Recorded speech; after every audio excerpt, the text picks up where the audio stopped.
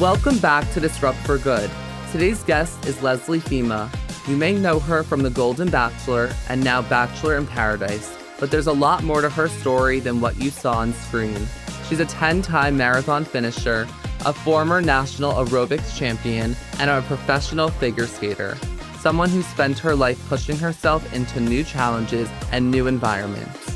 Now she's stepping into a new chapter, hosting retreats, building community, and continuing to evolve in a very real, public way. Leslie, I'm really excited for this. Welcome to the show. Hi guys, I'm here with Leslie from the Golden Bachelor and from Bachelor in Paradise. I am thrilled to have you on today. Thank you so much for reaching out. It is an absolute pleasure to hear from you and to hear your story in general. I always love having people from the Bachelor franchise on to hear everything they have to say about their journey and their experience and their time on the show as well. Great. I'm here. I'm here to tell all. No, not really, but Yeah, as much as exactly. I can. No, we could do a whole Bachelor tell-all. But I also want to hear about you because I think your experience and your story in general as like a person is just so interesting. And I did a whole deep Oh, dive on you as well. So I'm excited to hear, who Leslie is as well. So thank you for thank joining you. me today. Of Um, course. and we were just talking about how she's in Minneapolis, which is a very fascinating city to be coming from. You don't get Yeah. someone from that neck of the woods at all points. So I'm actually curious, how did you end up originally from, being in Minneapolis in general? Like, what brought you over there? I was born here. My whole family's from here. Cousins, lots of cousins. And yeah, I was just born here. And I mean, I have moved away, sporadically a few times. Like I was a professional figure skater, so I was in an ice show. So I was gone for 3 years, and then I lived in LA for a couple years, in my late 20s, and so or early 30s, really, and then, um, but I always end up back here because I love the city so much, and I love this town, and I love the people here, and I have friends here, and my family's here, and now my grandkids are here, so I probably am here. I would like to get away more in the winter probably, but other than that, I do love this town, and I have, so many ties here. Yeah, that's So incredible. And I'm sure that the winters can be a little brutal over there at times. We were just talking about that as well. So it is very I'm not sure brutal. how you put up with that, but I'm sure you're a pro at this point. So it's great. Yeah. Yeah. Yeah, Um, I do fitness retreats every January, so at least I get away about 2 weeks or so in January, and I usually get away in February. Like, I like to snowboard, so sometimes I do that. I didn't this February, but, normally I try to go away once a month, and that really breaks the winter up. yeah, smart. Yeah, Yeah. there's a lot of people up north who also do that. Where I'm from, and we call those typical snowbirds. And they typically come Yeah. to Florida. So we Yes. totally have that experience in New York and New Jersey tri-state area. So totally Yes. resonate with that as well.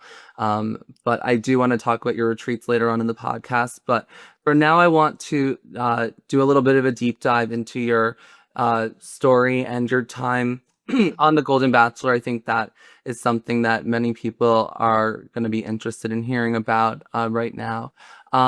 So, when you first decided to go on the Golden Bachelor, what pushed you to actually say yes, and how did that opportunity really fall into your lap?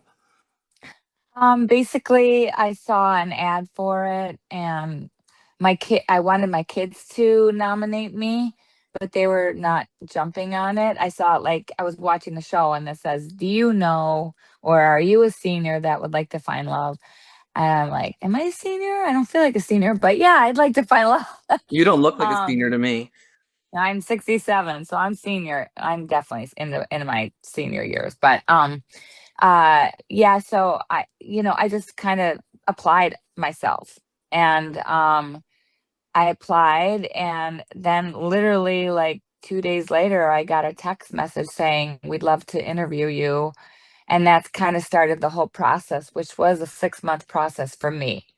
So Yeah, so I applied to like in February and I didn't really know until July and left 10 days later. So it Wow. was a long process. That Yeah.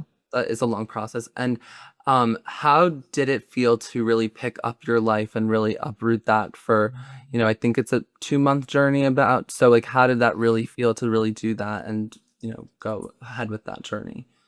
Well, normally the regular bachelor is more than 2-month journey. For ours, it was a month. That was the longest we'd be gone. It was just more condensed, everything was shorter. Like it wasn't a 2-hour episode, it was a 1-hour episode. So everything was just shorter. Um, but yeah, leaving for a month, I mean, you're leaving up to a month. I really thought, oh, I'll be home in a couple weeks, I didn't know, I didn't think I'd be there for the month, but you have to plan to be gone. My dog, my job, I mean, I'm an instructor at Lifetime Fitness, so I had to get all my classes covered.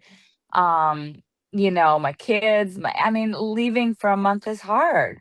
I had to bring all your own wardrobe and you just don't know what you should. I mean, of course they give you a list, but like at the end of the day, really? I mean, then you end up bringing too much and then you can't bring too much because you can only have 2 suitcases and it's just it was hard. But yeah, so I went there not really. I mean, you feel like you know what's gonna go on because you've watched the show. I've watched the show from conception and but then when you get there, it's kind of different. Obviously you don't know behind the scenes stuff until you get there. So Yeah, and yeah. you guys were the first season of the Golden Bachelor. Yeah. So, and it's really I feel a different type of format than the Yeah. traditional Bachelor, Bachelorette type of version of the franchise, so to speak. Right.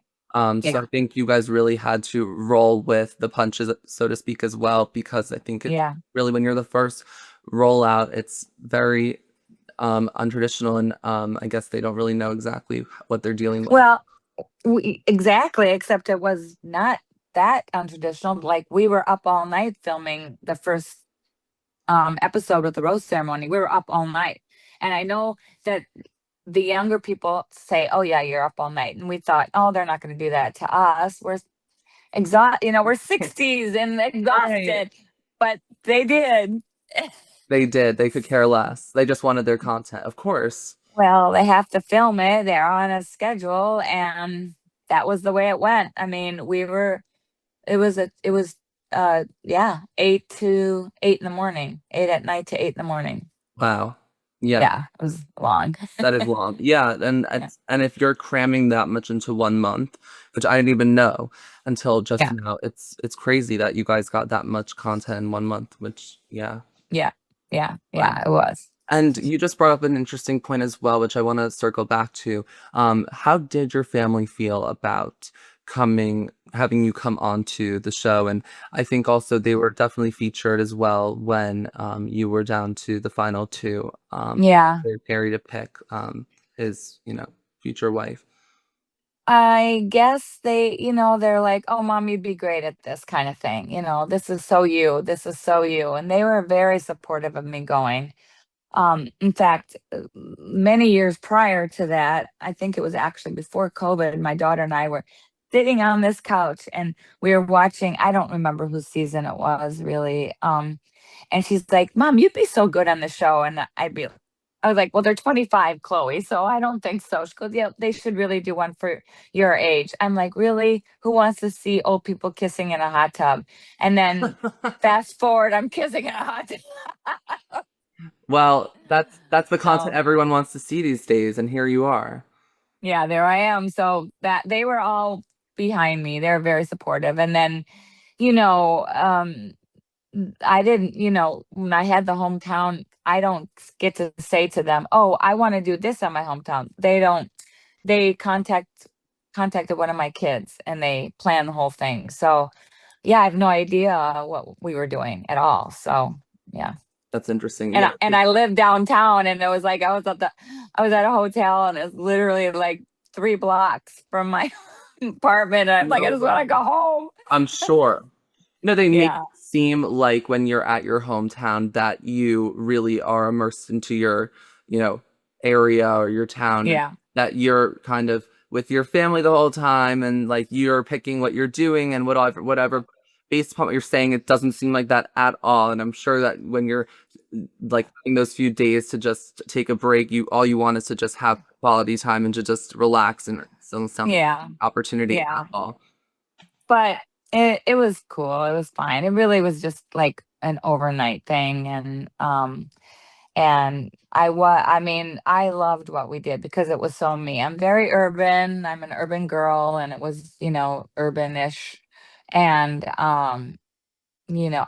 I didn't really want to be filmed in my apartment because I didn't want people to know or exactly where I lived. You know what Yeah, I'm for saying? privacy So reasons, of course. yeah. So we just used a cool space. My son planned it.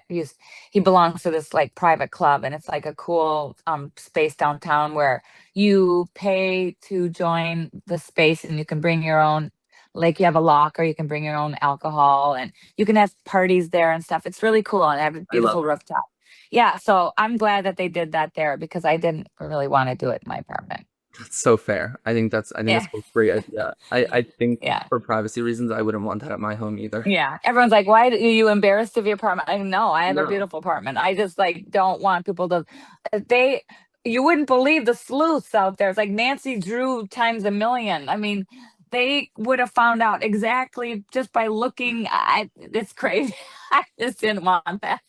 It's very reasonable, and I'm sure like being in, in an area where people I'm sure can easily find cameras and all of that, it's possible. Yeah, Just- I wouldn't want that either, so I get it. yeah. Um, I want to circle back to your time with Gerry just for a second, and this podcast kind of no questions are off limits. Um, Looking back now, do you feel like your connection with Gerry was as strong as it felt in the moment? Because you had a difficult conversation with him at the end, like when it Hmm. felt like something was off. So Hmm. you feel like it was as strong as it felt in the moment, as you did at the end. When I think back on it, I it's hard to, compartmentalize because in the moment, I did have feelings for him. And I've said this before. If I didn't, I probably would have self-eliminated because I wouldn't want to take a spot for somebody else. But I did have feelings for him. And there were a lot of qualities about him that I liked. He laughed at my jokes. We laughed together a lot. There's definitely conversations that people like they didn't show. Um, ended up on the cutting room floor, I guess. And our connection was really strong and little things that people didn't know. And I did have feelings for him. And that's what made the end so real. Cause that's really, I wasn't like, okay, well, I hope you're happy with Teresa. I was heartbroken, and obviously, as time went along, I was like, yeah, would it have worked? I don't know. I mean, but I want when after I got over the heartbreak, I really was happy for them. And then of course their relationship didn't work out. But it's all water under the bridge. And Gary and I are like if we see each other, we're friendly. I have no animosity towards him. I mean, at first it was hard, but now, no. And it's all time heals all. Really, is what is true to form in there. So yeah, Absolutely. Yeah, and I do think that a lot of people with when it comes to the final two and when there are two finalists to pick from, there's still so much love there afterwards once, the time, yeah, mentalizes. And I think that, what you said is so true to today and what many people, have said before in the past. So yeah. stand true to the test of time, and it's great I to mean, I have to say that, like, things that came out about him. I mean, listen, we all have shit, Mhm. And then I, it was very, very hard to hear people say, "Well, you dodged a bullet," or "Did you really like him?" or things like that, because it really downgraded. Your I felt experience. like, yeah, and you know what? I'm an authentic person, and I wasn't faking anything. So, I didn't really like that. Finally, I would go out and people would look at me and I know what they were gonna say. I'm like, yes, I did fall in love with him. Like I was trying to head it off at the past because I hate when people said, did you really like him? Like that. So you are in a bubble and I had those feelings and those feelings were true. And that's my story and I'm sticking to it. And I respect that so much because you could easily right now bash the guy or come on here and easily just, say to me like that all these terrible things about him or whatever. The No. fact that you're still like playing the card of like had this relationship with the guy and I'm not going to Yeah. stoop down to that level. Like speaks volumes to your character and who you are as a Thank you. person. And so I feel like that is really amazing. That you're able Thank to you. like reflect upon that No, part of your life as I well. no. We all have stuff in our life. We all have things, secrets, this, that, things that we're not proud of, things that were misunderstood, things we're 60, I'm 67, he's 70, whatever now. So like, you can't live a life without having these things. This is what makes us us. And Right. I'm not going to, no, I don't, yeah, Yeah, no, there's no reason for that whatsoever. I yeah, feel like it's also exa- hard to live life in that way as well, I feel. Um, exactly. to carry on with that. So with that type of Yeah, hurt and that type of I feel like attitude. So I think yeah, in that direction in a positive light is much easier. So thank you. great. Was there anything you've seen now after watching it back that you didn't catch while you were in it, or um, that you feel like would have liked to have portrayed while you were on camera in any which way that the producers didn't pick up on? Well, I think I keep saying that when I was very authentic, but you are tired and you are you're exhausted. And so a lot of those times when I look like I was crying or look like I was upset or crying, I think a lot of my exhaustion was kind of intertwined with that. And of course there's editing. So and there were things that I wish they would have shown. But I guess if that's not up to me, I mean, we know that's how the show rolls, and they edit how they want. I don't feel like I was portrayed in a bad way. I just feel like I was some of my personality didn't come out all the time because, that's their choice, or I was tired, or but for the most part I feel like it was okay. I mean, I have a lot more energy and I think I'm really funny. Like I'm a jokester. And so some of that didn't come out. And I'm going to be honest with you, when you're around all those other women, some of the other women take up a little bit more space in the room. And so when that happens, I am not shy. I am not small. I'm not that, but when that happens, I tend to kind of back away and go, okay, if they want the spotlight, then I'm not going to fight for it. So, Yeah, and I definitely yeah. noticed that there were certain characters in the room who tend Yeah. to particularly like the attention or like to Yeah. take up some room within the space, and you can tell that that's their MO, and that's great. And I think that that typically happens in a lot of shows and a lot of Yeah, scenarios as for well. sure. A For lot. sure. They have certain types and they Of course, cast those types, yes, and it's I strategic. don't know what my type was, but I was like, and so I'm not a quiet person, but if someone wants to take up all the space in the room, or it wants to talk a lot, I just kind of hang back. Yeah, absolutely. Yeah. Completely understand. Yeah. And speaking of which, I do think your personality, though, did shine on Bachelor in Okay. Paradise. And I Oh want to yeah. pivot a little bit towards that era of your life or era of your time on The Bachelor Yeah. franchise, because I think that that's an important part of your journey. Um, Yeah. so after everything you went through on The Golden Bachelor, what made you feel ready to step back into it with Bachelor in Paradise? Well, I knew that it was gonna definitely it's obviously a different format. So it wasn't like, one per guy with all these girls fighting and clawing. So that was kind of appealing to me. I mean, I've seen the show. I figured it was going to maybe be a little different with the Goldens there. And so, I love young people. I love my, bachelor family, the youngins, I call them. And I was excited to a few of them. I mean, I knew Leah and Jonathan and some of the other ones, so I was excited to see them.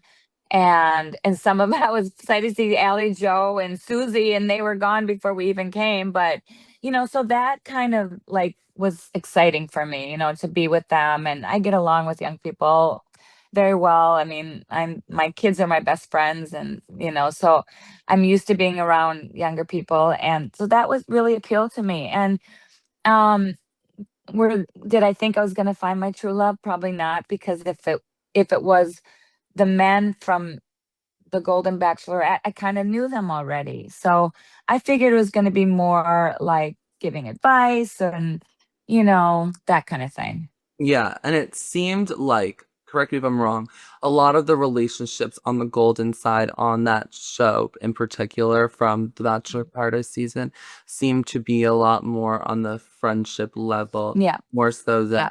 on the relationship side, Yeah, which it I was. feel I like mean, was I what. love Gary, but then, you're all of a sudden, I give him a rose, he gives me a rose. We had that great date. Went dancing. That's so much fun. I mean, I felt like we were truly really good friends. And I'm like, I don't know, is there a spark there? I don't know. I mean, of course, you're in beautiful Costa Rica at a beautiful resort, and anything can happen, I guess. But and then all of a sudden, they kind of switched the show from that to the game, so we were a pair, and so that's kind of how it happened. And I respect him and adore him, and he's great, even though he screwed our time up there. But it's Of okay. course. Yeah, Let that go. of course. Yeah. Yeah, but we had fun. We had so much fun. I had so much fun with everybody there. It was a completely different experience. It looked amazing, and it looked like you guys all, gave it your all, and it was really nice to Yeah. see the Goldens kind of have that experience for themselves to immerse themselves with the younger adults Yeah. there. And I think also for the younger adults to have the Goldens there as well, to have like Yeah. the experience from your end, like to share your advice and opinions on their relationships as well. Totally. I think on both I mutual ends on the spectrum, I think it was great on both. Yeah, they loved us, and I feel like I came home with 6 new daughters. I mean, all of them, Alex and Bailey and Teresa. I mean, all of them. I just love them. I mean, Leia is like we text all the time. So I feel like I just have like these adorable, beautiful daughters, and yeah, so it was great. It was a really good experience for me. It's wonderful. Love that. Yeah, Um, yeah. and how different, at this stage of life, what does love look like to you now versus what it looked like 20 or 30 years ago? Oh my God, so different. I just really want a best friend that I can have fun with, enjoy life with. Do I need to get married again? Probably not. I mean, I the problem is I live in Minneapolis and I know everyone here. So I guess if I was going to find somebody, it'd have to be in a different state. Am I willing Mhm. to move? Maybe half the year. I don't know. But I do feel like it is my time, and it's been, almost 3 years since the Golden Bachelor. It's going on 3 years ago we did that show, and I'm still single. And so I do want to find somebody, you Of know. course. And I think Yeah. everyone's deserving of that as well. And I think I think probably challenging to put yourself out there also at, a particular, age. And I know people, who are in their 60s who also are not willing to at, they're at that point because Yeah. it's like they don't see the particular desire or willingness to do so. But the fact that Yeah. you guys were willing to do so on camera even and put yourselves in front of national TV, Yeah. that's so vulnerable. And I think Yeah. it's great that you still like have that desire and wanting to find love because I it still do. exists. And I feel like everyone deserves that opportunity, no Thank you. matter what stage of life. It is a little difficult because like I did go on a date a couple weeks ago, and we were talking and I was telling myself about him or whatever, and he goes, I know I Googled you. I'm like, okay, well, I guess there's nothing to talk about. Like, so, it's almost, it takes a special kind of person to be with somebody that you could Google them and find everything about them. Right. Like how about there's a lot of stuff that's not on Google that you could ask me, Yeah, that I didn't, obviously I'm a deeper person than that, but I mean, so it's a slippery slope, I guess, what I I'm mean, saying, I'm you know. sitting with you right now, and we can continue talking all day long, and I could learn Yeah. more about you. So the Exactly. fact that the conversation seemed to have ended after that little one-liner of "I just Googled I you, and there you go," and that's the end of the conversation. I mean, I that's know. ridiculous. I mean, Well, it wasn't anyone the can do it. end, then it went to him, but Right. it was like, and I'm like, "Oh, that," like, but there was a lot more, but I guess you could find out most everything about me surface-wise on Google.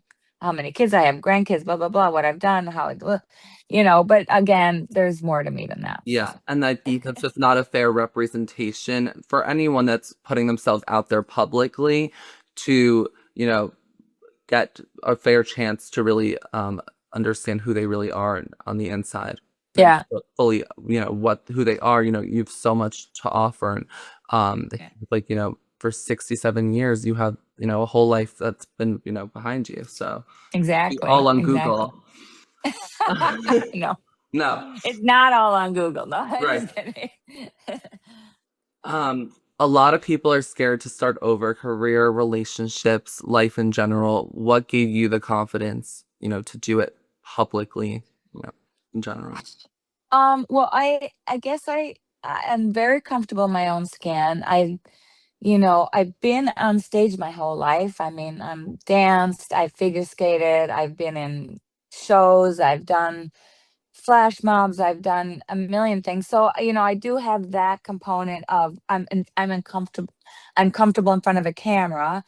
Like my girlfriends would be like, I could never do that, and I guess I never thought of I couldn't that's the least of my worries, being in front of camera and all that stuff. So, I just and then once you're doing the show, you do forget the camera's on you. You're not aware of it all the time. And so then you kind of like ease into whatever's going on around you. So I don't know. I guess I'm just kind of been born into that kind of thing. So Yeah. it was easy for me.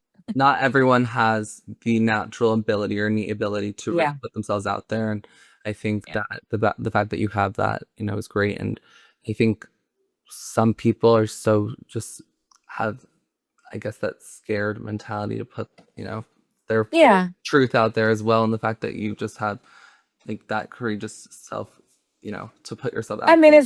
it's not for the weak at heart because No, it's not just doing the show, it's after the show when people are, bullying you online and tearing you down and your hair's this and you blah blah blah. I mean, it's a lot, and for a woman in her 60s, they told us don't read comments, don't go, but then of course you gravitate towards it. You're like, I want to see the good ones, and you have to go through a lot of bad ones to see the good ones, and so it takes a lot of willpower not to open Facebook or listen to what people are saying about you, and that is the hard part yeah, about being on TV. Yeah, I can't imagine, the negativity that's out there, yeah, what people really go through because the trolls that are out there and the terrible. construction that people, have to Yeah, criticism, it's insane. it is. It sometimes can unfortunately outweigh the positive experience that people Yeah. go through. It's But really it's sad. if you don't,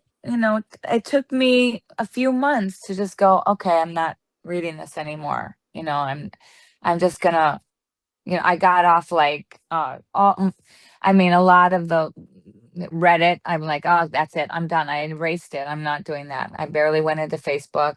Um, you know, and personal DMs, most 90% of them are good because they're on my own Instagram DMing me, but there's some bad ones too. So, I just had to kind of roll with it and just go, well, that's their problem, not mine. They don't Yeah, know me. of course they don't. Yeah.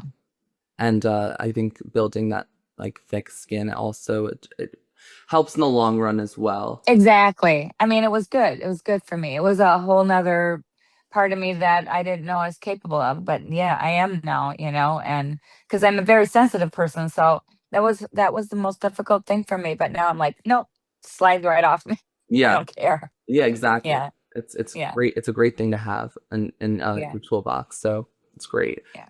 I want to tap into, um, the fact that you are so involved in so many physical different activities. You just said Mm, earlier that you were part of Lifetime and all these different places that you've worked at. yeah. It's amazing.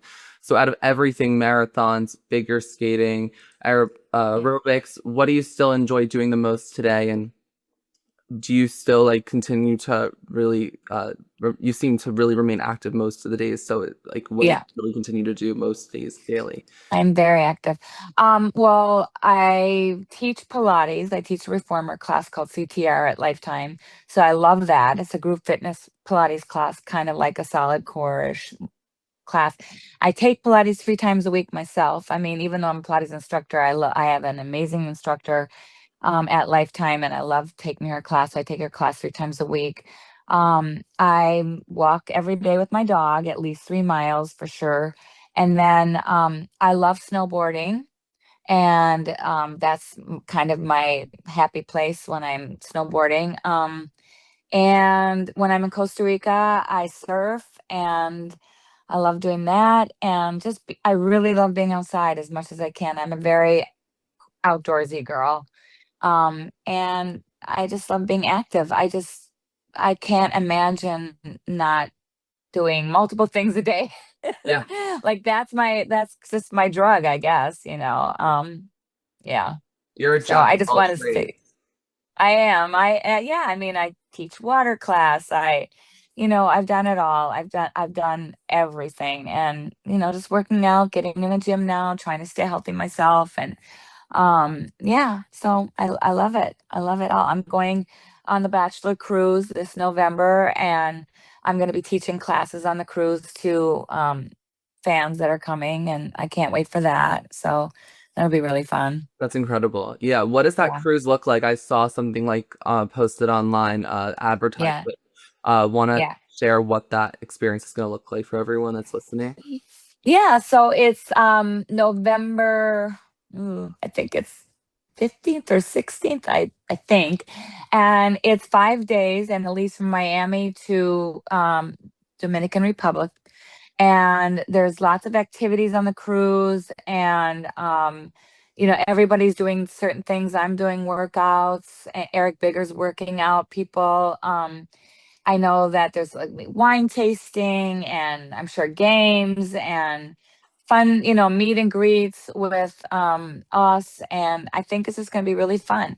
I can't wait to see all my bachelor family, and yeah, and meet new people. And, I can't wait. So it'll be really fun. Sounds like an amazing experience, and Yeah. I'm sure a lot of fans who are big time out there are going to be joining you guys on the Yeah. boat. So it's gonna be great. Yeah. Yeah. Yeah. Yeah. So a great opportunity for all of those Bachelor franchise big timers It's out there. totally, totally. Yeah. Yeah. And you mentioned earlier that you usually do like a yearly retreat in January. Um, Yeah. so what does that experience actually look like for someone who comes to one? Is that offered to like the whole Hmm. general public, or do you usually bring like Yeah. along friends, or how does No, that typically work for people that you bring to I your retreats? yeah, anyone can sign up. I have like 10 spots left. I take 20 people, 22 people. I might have eight spots left. It's January 15th to the 20th. It's in Tamarindo, Costa Rica. This will be like my 10th retreat there. I love Costa Rica so much. I mean, it was ironic that I went there in the finale of the Golden Bachelor, and then we did Bachelor in Paradise there. I'm Yeah, like, you I'm like, can't get enough okay, of it. good. No, I love it so much. But so it's we work out, we dance every morning. We do, and then I do like an hour and a half, half dance, half like circuit class. I do water aerobics in the afternoon. We have excursions. We go on a catamaran. We do zip lining. We have dinners out.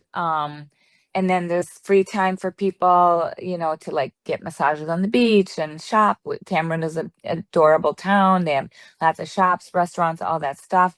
The place we stay, Hotel Diria, is gorgeous. It's right on the beach, beach walks. I mean, it's like heaven on earth. The weather is perfect, and you learn to surf if you want, horseback riding, sunset. There's so many things to do. And if people want to sign up, they can go to soul612.com. That's my website. And there's a link there to sign up. So yeah. Wow, sounds I have amazing. men, I have men coming, women, mothers, daughters. It's fun. And the bonding that goes on is unbelievable. People make friends with each other and lifelong friendships, and it's great. Yeah, that sounds incredible. I mean, who Yeah. wouldn't want to join you on this experience? So, definitely everyone look into that because I know I'd want to go if I could. So, definitely. Yeah. Um, and I want to ask you for our last final question today. When you look ahead, what are you most excited to build or step into next, like into the next chapter of your life? Oh, that's a good question, Dylan. I don't know. I mean, I just had another grandkid, a granddaughter. So now I have four Congratulations. grandkids. Thank you. I have four grandkids, and to be honest with you, they bring me so much joy. I say having children is a vehicle for grandchildren because all of a sudden you're like, I love you guys, but move away. They're being with them just fills me up so much. So I mean, just it, I really like. I taught my two oldest grandchildren how to snowboard, and just making experiences, having all these fun experiences with them. I just want to keep doing that. And as long as I'm healthy, I want to do that. Of course, I would like to find my person, and I'm confident and that I will someday. So I want to do that, and I just keep exercising. And when I teach classes, I get so much joy out of it because I know I'm changing someone's life. They could come into my class and have like the most awful day or week and leave feeling even a little bit better. That makes me happy. So that's really all I want to do. I like changing people's lives and helping them because, life is hard right now, and we got to just grab the joy when we can. Yeah, and So, I gravitate towards that energy a lot, like towards physical movement and at least putting myself out mhm. there to I think, sweating it out I feel like is the best way to really getting, all the bad juju out there. And Yes.